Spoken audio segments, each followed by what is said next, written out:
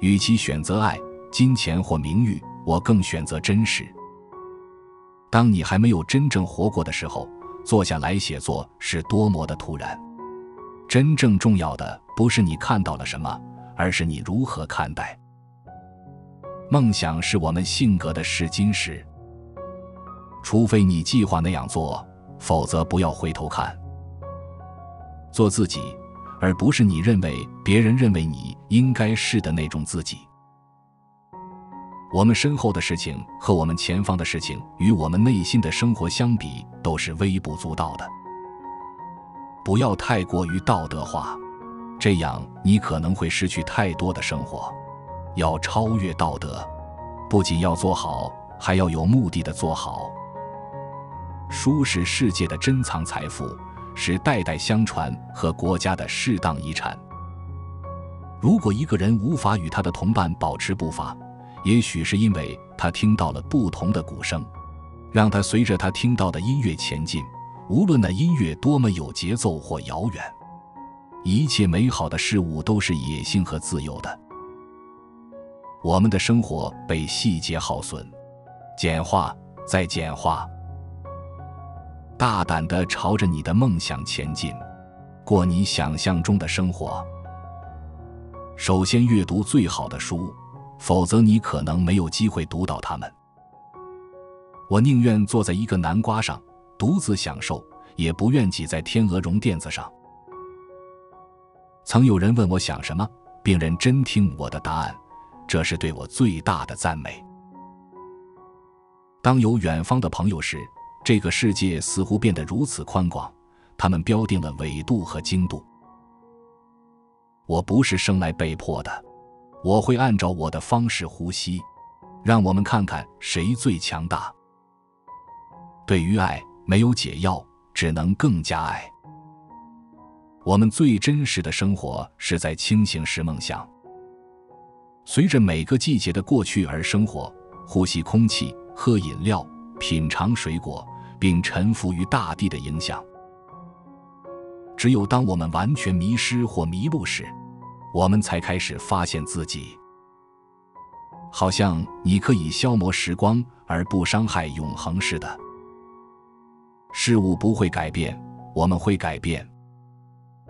如果我们足够安静和准备，我们会在每次失望中找到补偿。一件事的成本是我会称之为生活所需的交换量，无论是立即还是长期。友谊的语言不是词语，而是意义。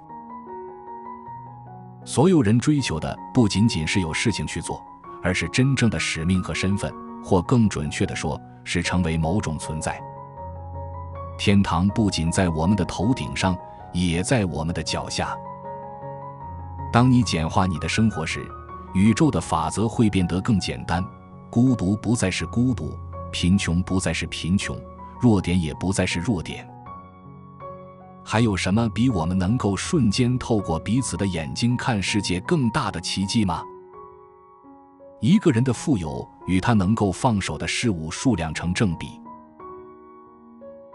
每一代人都嘲笑旧的时尚，但都虔诚地追随新的。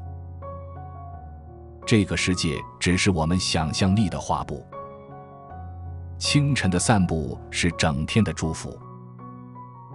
当我听到音乐时，我不会害怕危险，我是无懈可击的，我看不到敌人，我与最早的时代有关，也与最晚的时代有关。如果你没有一个适合的星球来放置它，那么有一座漂亮的房子有什么用呢？只有那些我们醒来的日子才会破晓，还有更多的日子将会来临。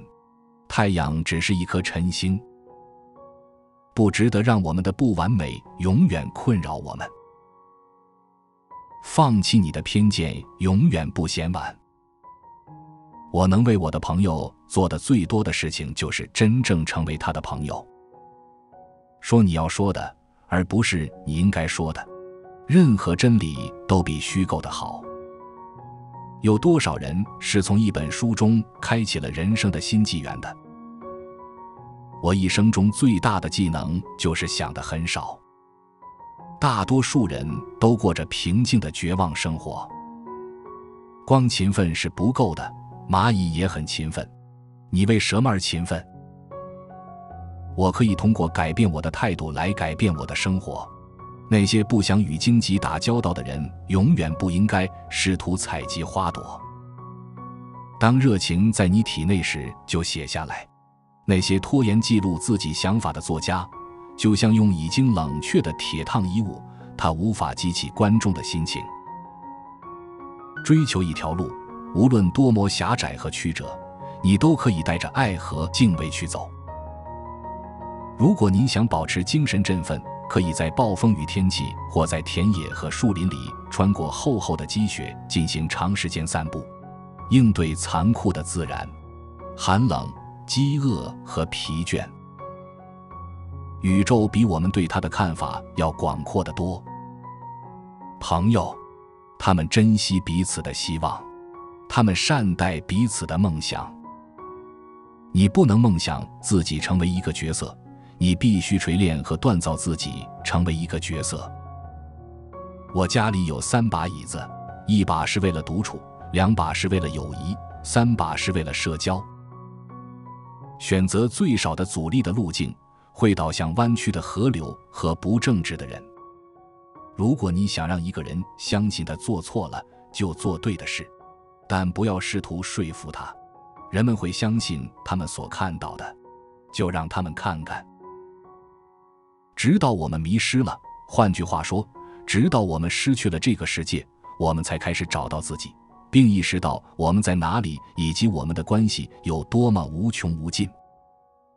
我有一种强烈的渴望独处，就像婴儿想睡觉。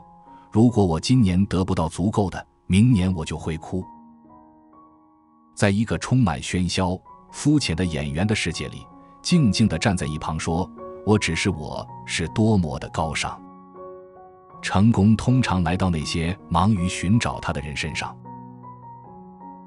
以上是我们精选出的亨利·戴维·梭罗智慧格言，哪一句名言是你最喜欢的？